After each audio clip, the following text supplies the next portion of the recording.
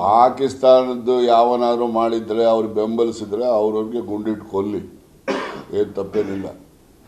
ಈಗ ಅವರು ನಮ್ಮ ಯು ಪಿನಲ್ಲಿ ಈ ಇದಕ್ಕೆ ಇದರಲ್ಲಿ ಯಾವುದು ರೈಟಿಂಗ್ ಕೇಸಸಲ್ಲಿ ಹೋಗ್ತಾರಲ್ಲ, ಮನೆಗಳನ್ನೆಲ್ಲ ಕೆಡಬಿಡ್ತಾರೆ, ಕಾನೂನೇ ಇಲ್ಲ ಅದಕ್ಕೆ. ಮಾಡ್ತಿಲ್ವ ಅವರು? ಈಗೆಲ್ಲ ಭಯ ಬಿದ್ದು ಕಂಟ್ರೋಲ್ ಆಗಿಲ್ವಾ?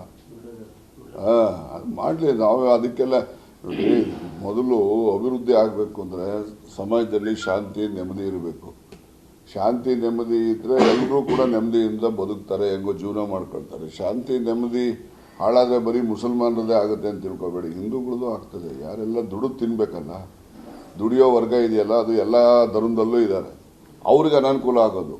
ಚೆನ್ನಾಗಿರೋರ್ಗೆ ಯಾರಿಗೆ ತೊಂದರೆ ಆಗಲ್ಲ, ಮನೆಗೆ ಆರಾಮಾಗಿ ಇದ್ಬಿಡ್ತಾರೆ. ಇದ್ದು ದುಡಿದು ಪ್ರತಿ ದಿವಸ ಜೀವನ ಸಾಗಿಸ್ಬೇಕಲ್ಲ, ಅವರು ಎಲ್ಲ ಧರ್ಮದಲ್ಲೂ ಇದ್ದಾರೆ.